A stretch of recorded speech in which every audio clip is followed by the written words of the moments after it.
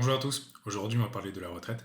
Donc c'est un sujet assez sensible qui a régulièrement fait l'actualité, subi plusieurs réformes, dont la dernière qui a été le passage à la retraite à l'âge de 64 ans. Mais puisqu'il faut encore trouver des financements supplémentaires, là le ministre de l'économie a trouvé une nouvelle idée qui est de désindexer les pensions de l'inflation. Alors qu'est-ce que c'est? Là actuellement la retraite étant indexée sur l'inflation, elle augmente progressivement en fonction de l'inflation. Elle le suit. L'idée, ce serait que on arrête cette augmentation-là, donc les retraites ne bougeraient plus. Et on va voir les réactions que ça donne. Faire davantage participer les retraités au système des pensions, les principaux concernés s'y opposent catégoriquement. J'ai assez travaillé pour 48 ans pour mériter ce que je touche. Et qu'on n'a pas à m'enlever. Et qui commence par donner l'exemple eux, c'est le gros. Non, c'est tout le problème du système par répartition, c'est qu'on vous dit que vous cotisez, mais en fait non. Les actifs payent la retraite des retraités, de ceux qui sont déjà à la retraite, tout en espérant qu'il y ait suffisamment de futurs actifs pour payer notre retraite à notre tour. Si on regarde ce graphique, on voit ici donc l'évolution de deux courbes, celle des cotisants par rapport à celle des retraités. On voit très clairement que le nombre de cotisants il augmente, mais beaucoup moins fortement que celui de retraités. Et donc là, on a la courbe verte, donc le rapport démographique. On voit qu'en 75, on avait un peu plus de 3 personnes qui cotisaient pour un retraité. Et aujourd'hui, ça a dégringolé. On est à peu près 1,5 cotisants pour un retraité. Et tout le problème de ce système par répartition, pour pallier à ce manque d'actifs par rapport au nombre de retraités, il va falloir augmenter les cotisations. Donc ça, il y a plusieurs solutions, soit rallonger le temps de travail, donc c'est ce qui a été fait, soit augmenter les cotisations, ou bien de l'autre côté, et c'est ce qu'on voit actuellement, faire baisser les retraites des retraités. Le problème, c'est qu'ils devraient prendre de l'argent où il y en a, sur les grosses fortunes par exemple.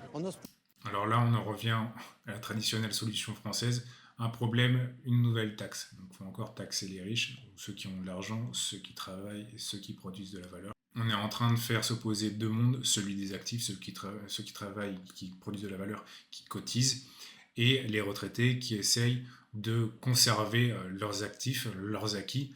Et de toute façon, ils n'ont pas le choix parce qu'ils n'ont que sur ça, sur lequel ils peuvent compter en général, puisqu'ils n'ont fait aucun investissement ailleurs, hormis leur résidence principale, qui n'est pas vraiment un investissement. Également, on nous propose que deux alternatives pour pallier à ce problème-là, soit baisser les pensions, soit augmenter les cotisations, alors qu'il y aurait une troisième alternative qui serait de baisser drastiquement les dépenses publiques, surtout sur les postes inutiles ou superflus, là, tel que l'AFD, qui a fait pas mal de bruit ces derniers temps. Est-ce que vous préférez financer la retraite de ceux qui ont cotisé pendant des années, ou bien la troupe de cirque Zip Zap en Afrique du Sud avec l'argent de vos impôts? On ose toucher toujours les mêmes, ce que nous, on risque pas de descendre dans la rue. Cette mesure est Ah bah oui, ça c'est un peu le problème. Quand on n'a pas d'argent, on ne peut pas trop se permettre d'avoir des principes. Et là, pour le coup, eux sont forcés et obligés de voter pour ceux qui vont leur faire les plus belles promesses sur les retraites, à conserver leurs acquis.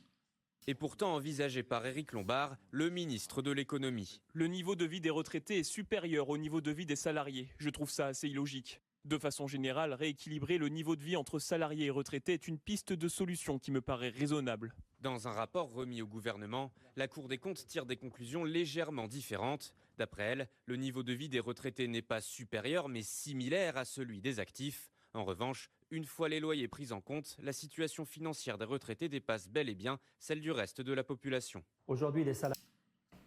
Le problème du système de retraite par répartition, c'est qu'il ne dépend quasi exclusivement que du nombre d'actifs par rapport au nombre de retraités. Et actuellement, au vu de la situation démographique et de la situation économique, on ne peut même pas pallier à ce manque d'actifs. Donc maintenant, en fait, on voit qu'on arrive au bout de ce système-là, et est-ce qu'il ne serait pas temps de trouver autre chose tel que le système de retraite par capitalisation? Là, je vous prends un exemple tout bête. Au lieu de cotiser, je sais pas, 400 € par mois pendant 40 ans, en espérant qu'on vous les rende, qu'il y ait suffisamment d'actifs pour qu'on vous les rende, parce que vous pouvez juste espérer, hein, parce que sinon c'est de l'argent qui a été cramé, qui a été donné pour la retraite des autres. Eh bien, mettons qu'on parte avec 0 €, mon investissement initial, 400 € de versement par mois, à 8 € d'intérêt sur, mettons, 40 ans. C'est de l'argent que vous avez investi vous-même, mettons en bourse par exemple. Et bien à la fin, ça nous donne 192 000 € d'investissement régulier. Et les intérêts, on est à plus de 1 100 000 €. Voilà, ça c'est la magie des intérêts composés. Est-ce que, en fait, on ne ferait pas mieux d'investir nous-mêmes notre argent, se prendre en main et se responsabiliser? Et au final, prendre la décision de refuser d'investir, que ce soit en bourse, en immobilier ou autre, que ce soit par peur ou par méconnaissance, c'est déjà prendre une décision. C'est une décision par défaut, c'est celle de confier son avenir aux autres. Et de ce qu'on a vu dans cet extrait-là, c'est pas très bon, puisque vous dépendez complètement des autres et ils vont pouvoir prendre des décisions qui vont vous impacter directement. Pour illustrer mon propos, sur la bourse par exemple, je vais vous montrer mon cas, mon exemple. Là, ça fait que 2 ans que j'investis en bourse et on va pouvoir voir qu'il y a déjà les moyens d'avoir des chiffres assez intéressants et assez simplement, sans être un expert. Donc là, il s'agit d'un PEA. C'est un produit spécialement français qui permet d'investir en bourse tout en ayant une optimisation fiscale à la sortie. Et donc là, on peut voir, là, ça fait, à quelques jours près, ça va faire 2 ans que j'investis et on est déjà à 24, quasiment 25% de rendement. Donc en 2 ans, on a une moyenne de 12,5% si j'arrondis au-dessus. 12,5%, si je ne m'abuse, le livret A est à 3%. Il ne s'agit là que d'une seule méthode de retraite par capitalisation, celle que je préfère, la plus responsabilisante également. Donc vous choisissez vous-même vos montants et où est-ce que vous placez votre argent, mais il existe d'autres méthodes, par exemple comme aux États-Unis, en Suède ou au Chili, ou bien vous avez la solution d'avoir des entreprises qui vont prélever sur votre salaire une partie de votre salaire, le confier à des fonds de pension qui vont faire travailler cet argent et vous allez pouvoir le récupérer sous forme de rente capitale. Il existe différentes méthodes et également, pourquoi pas, mettre en place un mix entre ce système de retraite par répartition, de cotisation, et également de retraite par capitalisation. Les deux ne sont pas impossibles. Dites-moi ce que vous en pensez dans les commentaires.